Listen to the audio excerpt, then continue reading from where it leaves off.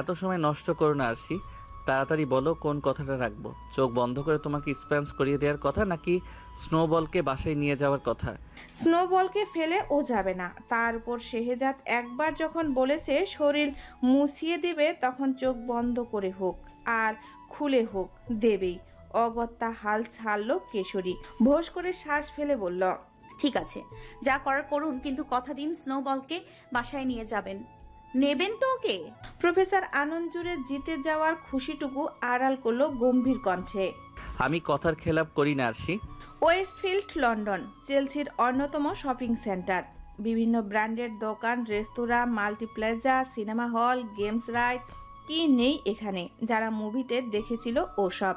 চেলসিতে থাকলেও এদিকটায় আসার সাহস করেনি কখনো। সাহস তো দূর, লাইব্রেরি আর ভার্সিটি সামলে সুযোগিত করে উঠতে পারেনি ও।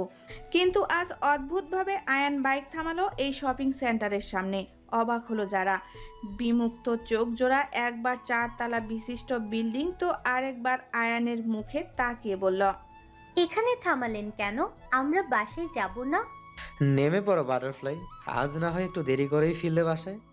কিন্তু মেয়েটার কথা শেষ করার আগেই বাইক থেকে নামলো অফিসার। কালো হেলমেট, মাথার হাঁটু গেড়ে বসলো যারার সামনে। বাইকিং গ্লাস বন্দি হাতখানা এগিয়ে দিয়ে বলল, are you ready for the ride butterfly? এতক্ষণ বিস্ময়ে দোলাচলে থাকা অশান্ত মুখখানা হুট করে বদলে গেল মুস্কি হাসিতে। নীল চোখের ভরসা বাণী আয়ানের হাতে হাত রেখে বাইক থেকে নামতে নামতে বলল, এমন একটা শক্ত হাত পেলে রেডি না হয়ে আর উপায় কোথায় অফিসার? খুশির ঝটকা খেলে গেল আয়ানের ঠোঁটেও। যারার হাতটা শক্ত করে ধরতেই অলিন্দর গতি বাড়ল। ঢিপ ঢিপ ঢিপ ঢিপ। ওই হেম চোখে শুধু একটা মেয়ের প্রজাপতির মতো রঙিন হাসি ছাড়া ফিকে হলো আশপাশের সব কিছু। ভিজে উঠল অক্ষিকোটর। খোলা আকাশের দিকে তাকিয়ে ভাবল, বসো। এত ভয়ানক ভাবে কারোর প্রেমে ফেলবে বলেই বুঝি কিছুদিন সময় বাড়িয়ে দিয়েছ হাতে। বেশ, এরপর যখন আর যেতে চাইবো না তোমার কাছে, তখন দেখবো তুমি কি করো। কি এত ভাবছেন আকাশের দিকে তাকিয়ে?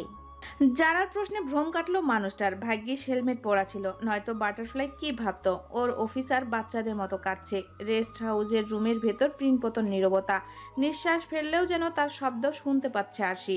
শেহজাদের দিকে পেছন ঘুরে দাঁড়ানোর পর হতে না ওই মানুষটা কোনো কথা বলছে, না ও। বুকের ভেতর কেমন ধরাস ধরাস শব্দ হচ্ছে আরশির। মনে হয় এক্ষুনি খুলে হাতে চলে আসবে কোনো কিছু। জাম্বুবানের কাছাকাছি দাঁড়ালে আগেও কি এমন হতো ওর?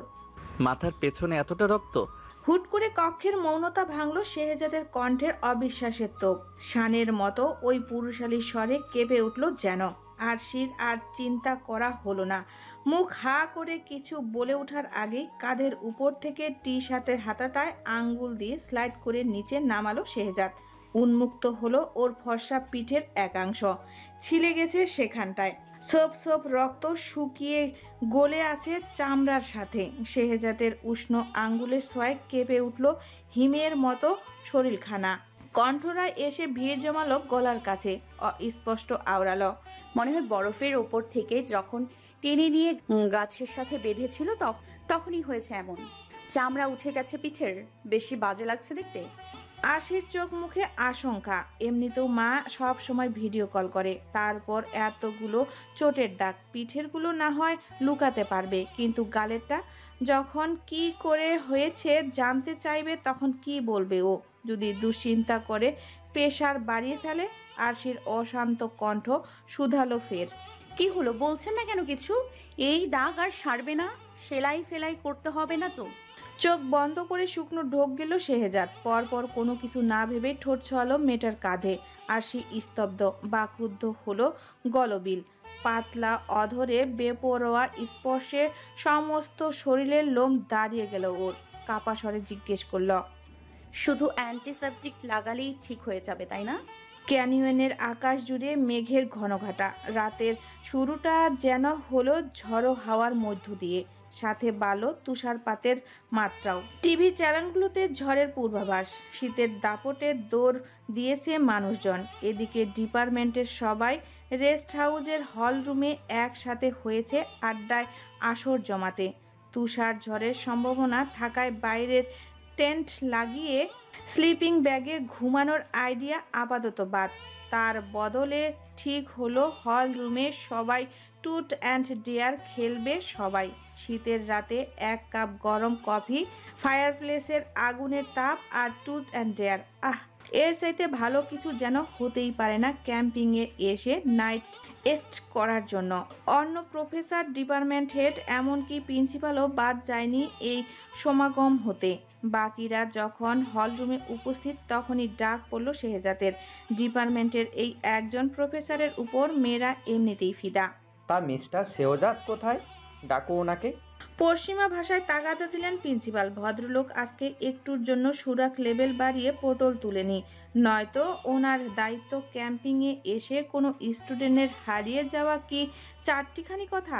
আর যদি শেহজাদ খুঁজে না পেত আশিকে, তাহলে এতক্ষণে ওনাকে পুলিশের হেফাজতে থাকতে হতো নির্ঘাত।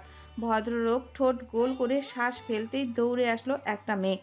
হাঁটুতে হাত রেখে ঝুঁকলো কিছুটা, পরপর বিদেশি ভাষায় হাঁপাতে হাঁপাতে বলল, প্রফেসর শেহজাদ ওনার রুমে নেই, আশেপাশে কোথাও নেই।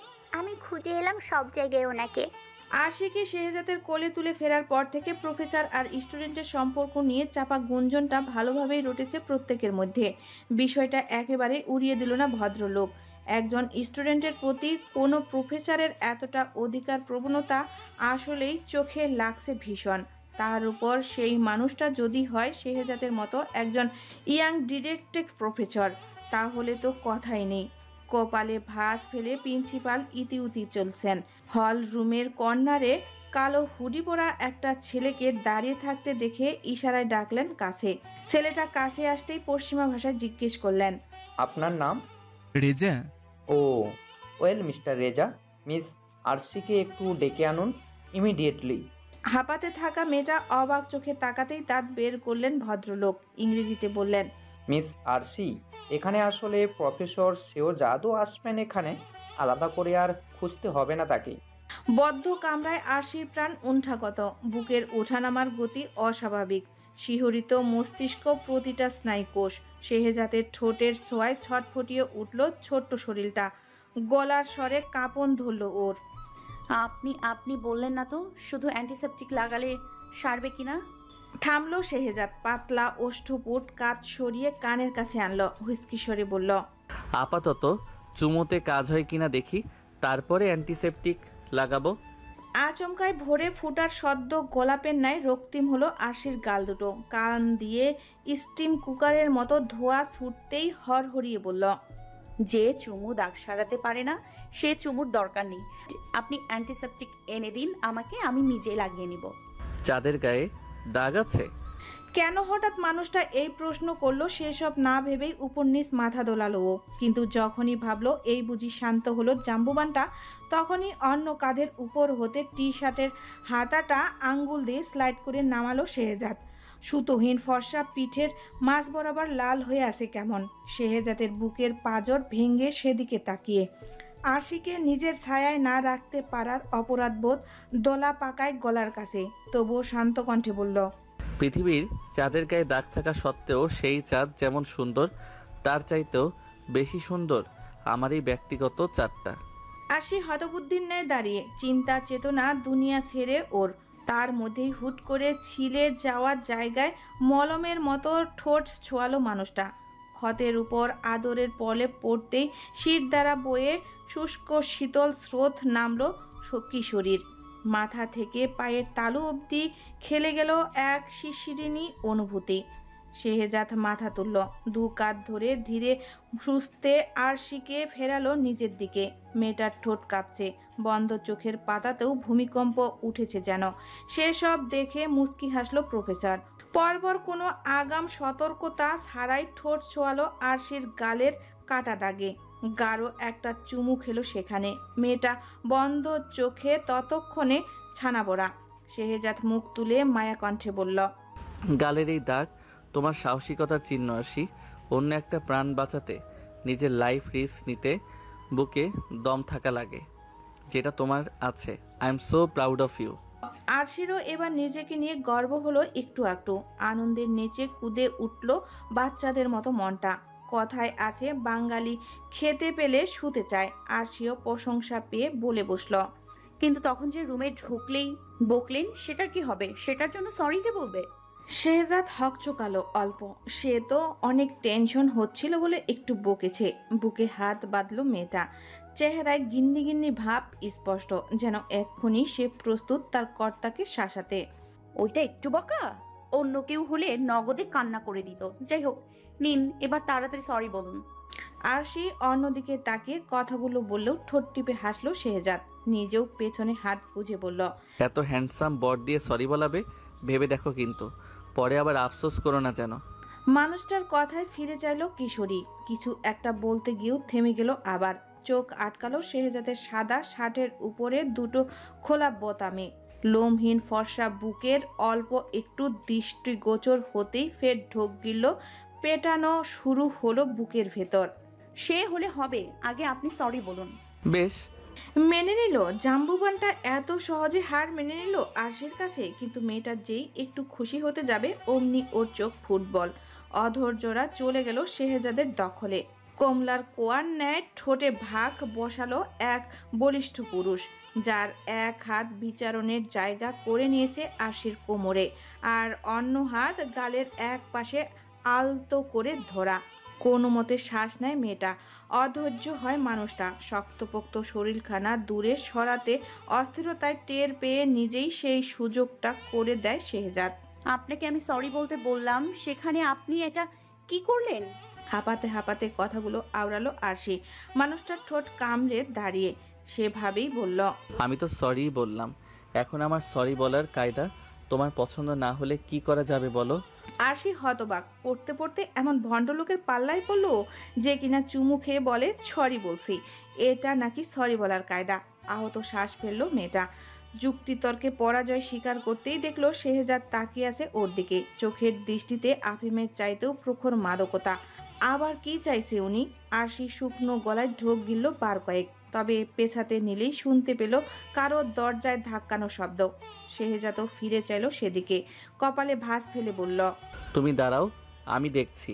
যারার পেছন পেছন হাঁটছে আয়ান। মেয়েটা তর্জনী উঁচিয়ে এটা ওটা দেখালেও অফিসারের মন মস্তিষ্ক সবই যেন আটকে ওই নীল চোখে। সরাতেই পারছে না কোনো মতে। আইসক্রিম খাবেন? যারার প্রশ্নে খেই ফেরে আয়ানের।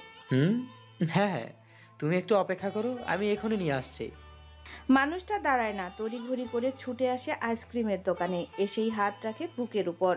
অনিন্দিতের গতি যেন অলিম্পিকের উসাইন বল্টেরও হার মানবে এমন অবস্থা। ঘন ঘন শ্বাস নেয় আয়ান। বড় বড় চোখে বিড়বিড় করে বলে, মানুষ ভালোবেসে হানিমুনে যায়, আর আমি যাব আইসিইউতে। বাটারফ্লাইকে প্রেম নিবেদন এ জন্মে বোধহয় আর করা হবে না তোর আয়ান। অফিসার দীর্ঘশ্বাস ফেলে দোকানের দিকে তাকাতেই দাঁত বের করলো মধ্যবয়স্ক বাঙালি লোকটা। কপালে ভাঁজ পড়লো আয়ানের। গলার সেলসটা দূর করে বলল, 1 মিন্ট চকলেট অ্যান্ড 1 স্ট্রবেরি। গার্লফ্রেন্ডের জন্য? অল্প ঝুঁকে কথাখানা বলল লোকটা। এ কান ও কান জোড়া হাসি দিয়ে মাঝ পথেই থামিয়ে দিল আয়ানকে। অফিসার প্রথমে অবাক হলো বেশ, পরপর মাথা দোলালো দুপাশে। একটু দূরে দাঁড়িয়ে থাকা যারার দিকে তাকিয়ে আনমনেই হাসলো মানুষটা। বলে ফেলল, গার্লফ্রেন্ড নয়, বউ হয়েও আমার। দোকানে মাথা চুলকে আয়ানের চোখ অনুসরণ করে তাকাতেই দেখলো যারাকে। খুব সাধারণের মধ্যেও সবার থেকে আলাদা, সবার থেকে ভিন্ন একটা মেয়ে। সকালের মিষ্টি রোদের ন্যায় কি নিষ্পাপ মুখটা। স্যার, ম্যাম তো পুরো পুতুলের মতো। শীতল চোখে লোকটার দিকে তাকালো আয়ান। ওর বাটারফ্লাইয়ের প্রশংসা অন্য কেউ কেন করবে? ঘাবড়ে গেলেন উনি। তড়িঘড়ি করে বললেন, আপনার সাথে খুব মানিয়েছে ম্যাডামকে, সেটাই বলছিলাম স্যার। আর আমার তো বিয়ে হয়ে গেছে, আপনি শুধু শুধু রাগ করছেন। তার আগে বলেন, বুকে হাত দিয়ে আছেন কেন? আপনার কি ম্যাডামকে দেখে শরীর খারাপ লাগছে? আশ্বস্ত করায় আয়ানের মুখ স্বাভাবিক হলো। পরপর কিছু একটা মনে পড়তেই বলে উঠল, বউকে কখনো ভালোবাসি বলেছেন? তিক্ত বাস্তবতা মনে পড়তেই শব্দহীন হাসলো মধ্যবয়সী লোকটা। কণ্ঠে বিষাদ মিশিয়ে আওড়ালো, আমার বিয়ের বয়স কত জানেন? 15 বছর। তবে আজ পর্যন্ত বইয়ে ভালোবাসি বলতে পারিনি। 10 বছর ধরে এই বিদেশের মাটিতে আছি শুধু ভালো থাকবে বলে, ওর কষ্ট কম হবে বলে। লোকে বলবে এটা ভালোবাসা না, কিন্তু সত্যি বলতে আমি ওকে এভাবে আমার মতো করে ভালোবাসি। শুধু ওর কাছ থেকে এই ভালোবাসার কথা আর বলতে পারলাম না, এটাই আফসোস। আয়ান চেয়ে রইল দোকানের দিকে। লোকটা ফের বলল, স্যার আমি বলি কি, বইয়ের ভালোবাসার কথা বলতে আপনিও বেশি সময় নিয়েন না, যা মনে আছে বলে ফেলেন, ম্যাডাম কিন্তু খুশি হবে অনেক। ঠিকই তো, একবার ভালোবাসি বলেই দেখুক না, তারপর যদি রিজেক্ট করে দেয় তখন না হয় হাতে পায়ে ধরা যাবে। আর কিসের আইসিটি, এত সহজে মানবে নাকি ও? বাটারফ্লাইয়ের জীবনে যা যা মিসিং সব ওকে পূরণ করতেই হবে। আয়ানের চোখ মুখে উদাস উদাস ভাবটা গায়েব হলো মুহূর্তেই। ব্যস্ত পায়ে যারার কাছে ছুটে যেতে নিলেই পিছু ডাকলো লোকটা। স্যার আপনার আইসক্রিম নেবেন না? ঝড়ো হাওয়ার সাথে তুষারপাত বেড়েছে বাইরে। শব্দ তুলে পূর্ব থেকে পশ্চিমে তাণ্ডব চালাচ্ছে সমীকরণ। ক্যালিনয়ের লাল পাথরের দেওয়ালে এখন পুরো আস্তরণ বরফে। গিরিখাদের রহস্যময়তা যেন আরো প্রখর হয়েছে বৈরী আবহাওয়ায়। পর্যটকরা যে যার গন্তব্যে পাড়ি জমালেও ভার্সিটির ছেলেমেয়েরা এখনও রেস্ট হাউসে মেতেছে স্পন্দা বটল খেলায়। বোতলের মুখ যার দিকে ঘুরবে তাকেই মোকাবেলা করতে হবে টুট নয়তো ডেয়ার নামক প্রতিধ্বনিকে। এদিকে দরজা ধাক্কানোর শব্দ বাড়ল আরশির রুমে। অগত্যা সুপ্ত কামনায় সংযম টানতে হলো শেহজাদকে। আরশিকে ঠিকঠাক হওয়ার সময় দিয়ে ধীর পায়ে এগিয়ে গেল দরজার দিকে, কিন্তু দরজা খুলেই মেজাজ চড়ে বসলো ওর। রেজাকে সামনে দাঁড়িয়ে থাকতে দেখেই দাঁতে দাঁত পিষল শেহজাদ। হাতের আঙ্গুলগুলো মুষ্টিবদ্ধ হলো সহসা। রুম হতে বের হয়ে দরজা ভিড়িয়ে দিল পেছনে। নেহাত কোনো প্রমাণ নেই বলে এক্ষুনি ধরতে পারছে না ছেলেটাকে। শুধু অনুমানের ভিত্তিতে ধরাও যাবে না, প্রমাণ সহ ফিরে গিয়ে আয়ানকে বলতে হবে সবটা, তারপর যা করার করতে হবে। নয়তো এতক্ষণে একে এমন শিক্ষা দিত যে আরশিকে কিডন্যাপ করা তো দূর, আরশির নাম মুখে নেবার কথা ভাবার মতো পরিস্থিতি থাকতো না এই ছেলের। কালো হুডির সামনে চেন খোলা রেজার, ভেতরের কঙ্কাল মুখোশ একটি টি শার্ট, মাথার ঝাঁকড়া চুলগুলো এলোমেলো। ছানির দৃষ্টি শেহজাদের উপর। জিজ্ঞেস করলো পশ্চিমা ভাষায়, আরশি কোথায়? বুকে হাত রেখে দাঁড়ালো মানুষটা, বিদ্রুপের ছায়া ঠোঁটের বাঁকে। নিজেও সেভাবেই বলল, আমার ওয়াইফ কোথায় সেই কৈফিয়ত তো আমি তোমাকে দিতে বাধ্য নই মাই ডিয়ার। চল শক্ত হলো রেজার। তাচ্ছিল্যের সুর গলায় ঝুলিয়ে ঝুঁকে এলো শেহজাদের কানের কাছে। ইংরেজিতে বলল, আপনার ওয়াইফ, যার পরিচয় লুকিয়ে রাখতে হয় পুরো দুনিয়ার সামনে just because you are nothing but a damn loser professor, যে কিনা নিজের ওয়াইফের সিকিউরিটিটুকু পর্যন্ত ঠিক মতন দিতে পারে না। How so? কথা শেষ করতে পারল না রেজা, তার আগে প্রচণ্ড এক ঘুষিতে মুখ থুবড়ে পড়তে হলো ফ্লোরে। জিভে মেটালের স্বাদ পেতেই বুঝলো ঠোঁট কেটেছে ওর। তবু অসুস্থের মতো হাসলো ছেলেটা। হাতে ভর দিয়ে উঠে দাঁড়ালো কোনো মতে। থামলো রেজা। রক্তের দোলা থু দিয়ে নিচে ফেলে শেহজাদের বুকে তর্জনী ছেকালো। ফের বলে উঠল, you don't deserve her professor, just accept and give up. মানুষটা তখনও নির্লিপ্ত ভঙ্গিতে দাঁড়িয়ে, শুধু বদলে গেল তাকানোর ধরন। ঝড় ওঠার পূর্বে উথাল সমুদ্রের মতো প্রগাঢ় হলো চোখের রং। বুকের উপর ঠেকিয়ে রাখা আঙ্গুলটা হাত দিয়ে সরিয়ে পশ্চিমা ভাষায় বলল, যে চোখ দিয়ে আরশির দিকে তুই তাকাস সেই চোখ উপড়ে ফেলতেও আমি দুবার ভাববো না। গিভ আপ করা তো অনেক দূরের কথা। একটু থেমে রেজার কানের কাছে ঝুঁকে আওড়ালো, আমার ওয়াইফের উপর তোর অবসেশন কাজ করে ভালো কথা। প্রাণে বেঁচে থাকতে চাইলে সেই অবসেশন নিজের মধ্যেই রাখার চেষ্টা কর, নয়তো এরপর থেকে তোর সাথে শুধু আমার হাত কথা বলবে, আমি না। আয়ান বলতে পারল না ভালোবাসার কথা। যারার কাছে এসে দাঁড়াতেই তালগোল পাকিয়ে গেল ওর। মেয়েটার সামনে আইসক্রিম নিয়ে হাঁটু গেড়ে বসলো ঠিকই, কিন্তু প্রেম নিবেদনের সময়ই ঘটল বিপত্তি। Butterfly, will you be my? আসল কথাটাই আটকে রইল গলার কাছে। যারা হতবাক, হতবুদ্ধ, চোখ ফুটবল বানিয়ে তাকিয়ে রইল আয়ানের দিকে। Movie date? Movie date? অপ্রস্তুত হলো আয়ান। অন্যদিকে তাকালো লাল হওয়া গাল দুটো নিয়ে। হাতে গোলাপের বদলে কোন আইসক্রিম। আশেপাশের মানুষজন ওদের দেখছে ঘুরে ঘুরে। ইস, এভাবে কেউ প্রপোজ করে? তাও যদি গলা থেকে ভালোবাসি কথাটা বের হতো। সেখানে কি বের হলো? Will you be my movie date? যারাও নির্ঘাত এখন মুভি টুভি দেখি না বলে না করে দিবে। অফিসার চোখ খিচে রইল প্রত্যাখ্যানের ব্যথায় সইতে, কিন্তু তখনই যারা বলে উঠল। ডিপেন্ড করছে। চোখ খুলল আয়ান, ঘাবড়ে গেল গলার স্বর। এরই মধ্যে এইটুকু হয়েছে মুখখানা। কিসের উপর ডিপেন্ড করছে? আয়ানের বোকা বোকা চাহনিতে ঠোঁট টিপে হাসলো মেয়েটা, ছোট ছোট চুলগুলো কানের পেছনে গুজে বলল। এই যদি মুভির টিকিটগুলো আমাকে কিনতে দেওয়া হয়, বেশি কিছু না। কিন্তু দেখুন, আপনি অলরেডি আমাকে আইসক্রিম খাইয়েছেন, এবার টিকিট দুটো অন্তত আমাকে কিনতে দিন, না হলে তো সমান সমান হবে না।